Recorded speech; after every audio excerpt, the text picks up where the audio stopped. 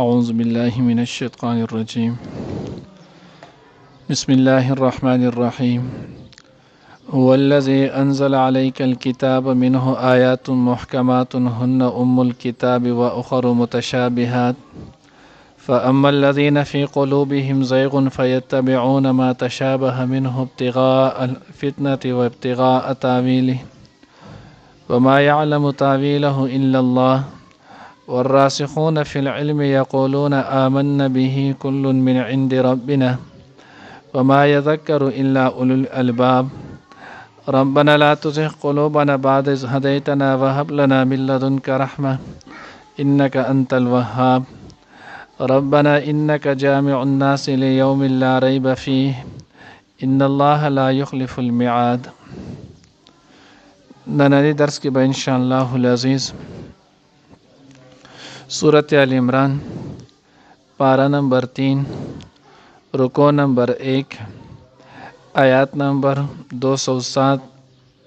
آیات نمبر 7 8 او 9 درې آیاتونو به انشاءاللہ ویلې کیږي. دې نه مخکې چې څنګه موږ ویلي ولو چې حضور علیه الصلاة والسلام خواله چې کله وفد نجران رالو نو دغه وفد نجران د نبی علیه الصلاة والسلام سره په هغې کې ابو حارثه نومې فادري او نور داسې پادریان د هغوی چې نو هغه دیني پیشواګان ولو. نو دوی د رسول الله صلی الله علیه وسلم سره د حضرت عیسی علیه الصلاة والسلام متعلق چې نو باس شروع کو. نو چې کله دغه باس شروع کړلو نو رسول الله صلی الله علیه وسلم د هغوی نه د یو څو خبرو تپوس وکړو چې هغه صفات په نبی د حضرت عیسی علیه السلام کې نه موندل کېدل.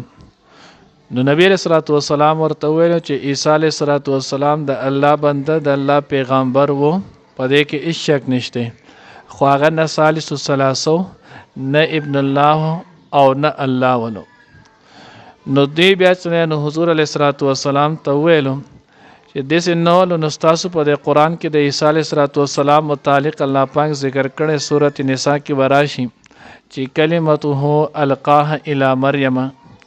چې عیسی علیه السلام ته الله پاک یو خپل کلمه ویلې ده، او دویم عیسی علیه السلام روح منه، چې عیسی علیه السلام د الله جل جلاله د طرف نه یو روح الله پاک چې نو دغه روح باندې دی پیدا کړو. نو دینه خو معلومه دا شوه چې عیسی علیه السلام د الله رب العزت سره سن نږدې تعلق و، ځکه مونږ وایو چې عیسی علیه السلام د الله زوی یا چې نو هغه په خپله ثالث الثلاثه. الله رب العزت دا آیاتونه راولېږلو هو الذي انزل عليك الكتاب منه آیات محکمات هن ام الكتاب واخر متشابهات.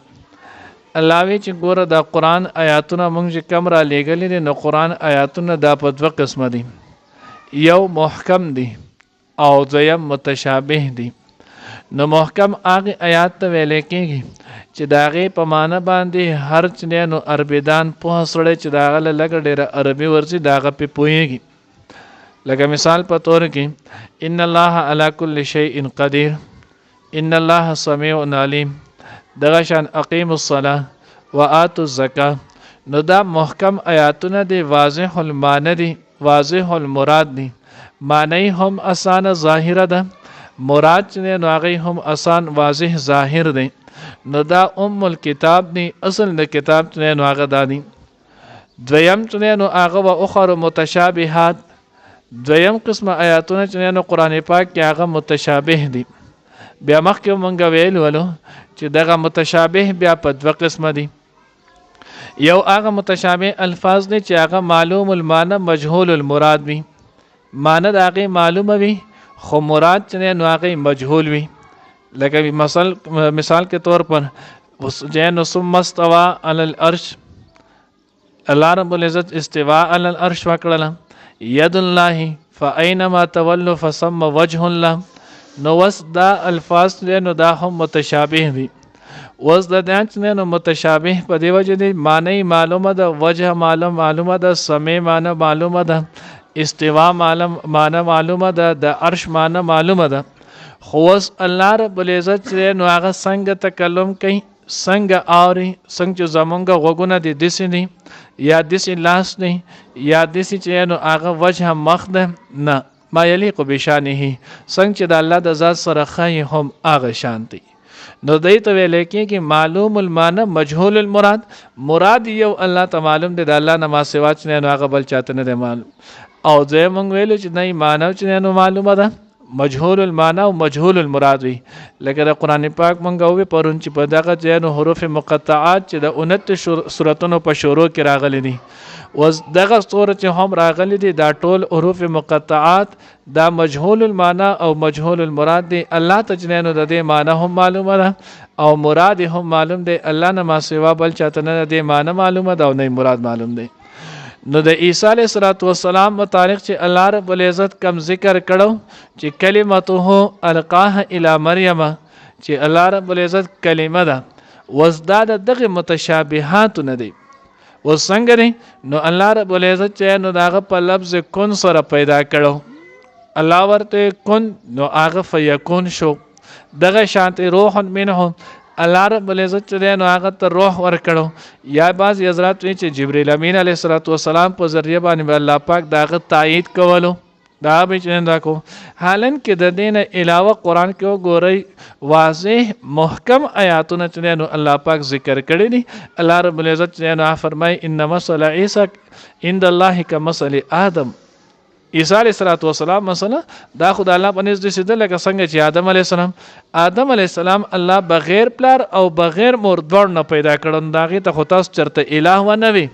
نو عیسی علیه السلام الله پاک بغیر مور نه پیدا کو په لفظ کون سره نو دې ته تاسو څنګه الہ وای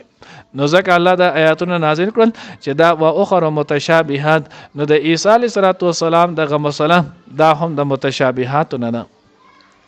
فاما الذين في قلوبهم زيغ وسلاوي دا هغه چا پرونو کې چې سمي زيغ کوګوالي فيتبعون ما تشابه منه ابتغاء الفتنه نو دی به همیشه چې نو هغه د قشان د متشابه هغه آیاتونه چې داغه معنی الله ته د الله رسول ته معلومه ده بل چاته نه معلومه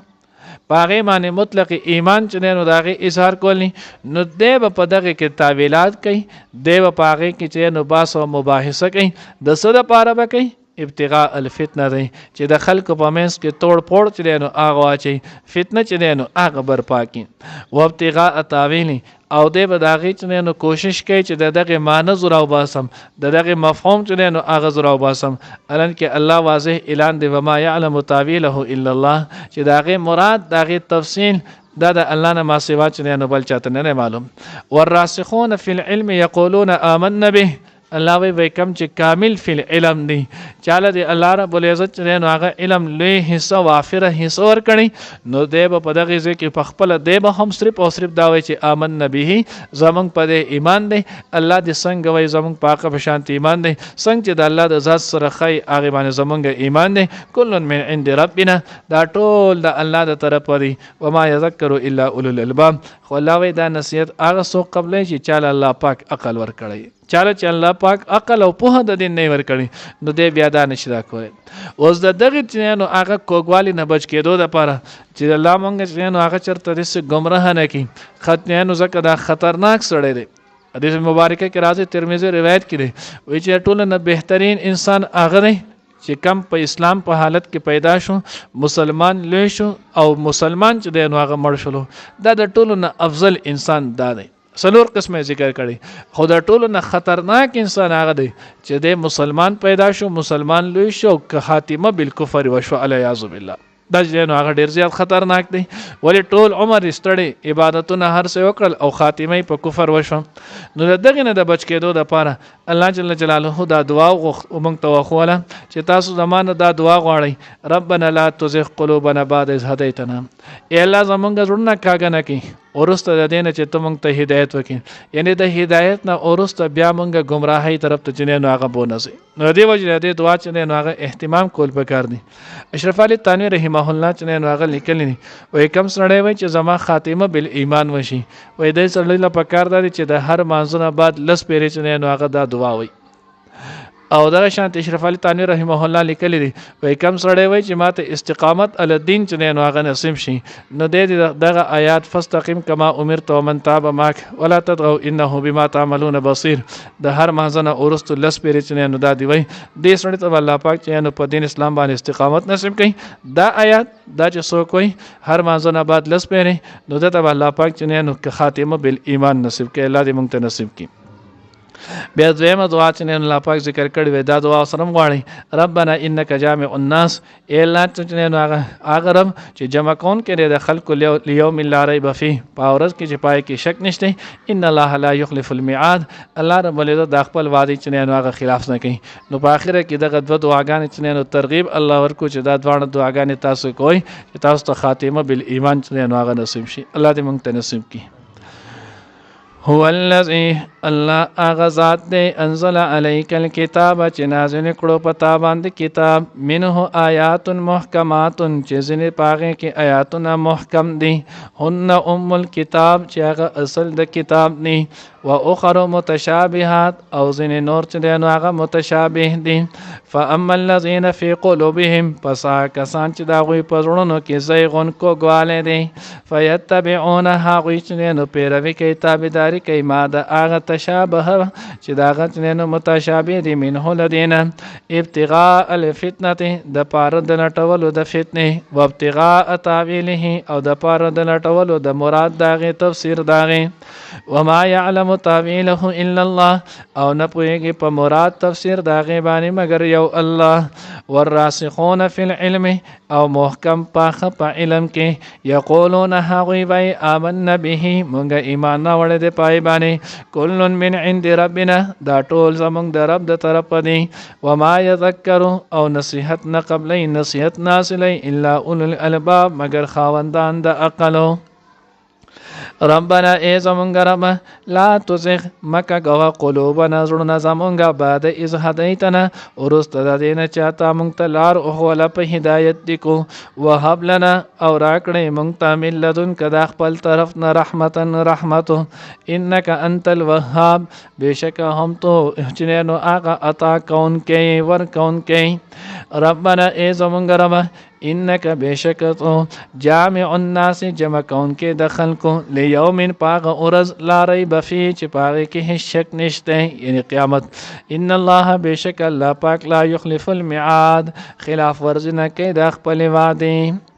هو الذي انزل عليك الكتاب الله پاک غزاد د چې نازل کړو پتا باندې کتاب منه آیات محکمات چې ځنه پای کې آیاتونه محکم دي ان الكتاب چې هغه اصل د کتاب دي او اخر متشابهات او ځنه نور متشابه دي فاما الذين پس هغه خلق في قلوبهم چې پزړو داخوي کې زيغون کوګواله دي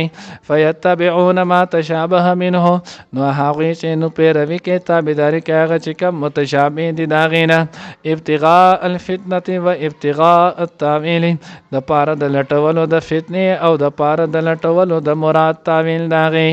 وما يعلم تاويله الا الله او نه پوهیږي په مراد داغي باندې مگر یو الله والراسخون في العلم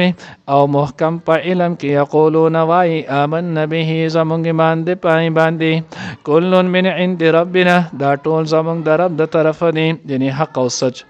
وما يذكر او نصيحت نه قبلوي الا اولو الالباب مگر خاوندان د عقلو ربنا ای زمونږ رب لا تزغ مکه غوي قلوبنا زمونږ زړونه بعد از هدیتنا ورست د دین چې تا هدایت کړو مونږ ته وهب لنا او راکړې مونږ ته ملتون کدا خپل طرف نه رحمتن رحمت انک انت الوهاب بشک هم تو ډیر عطا کون کې ربنا ای زمونږ رب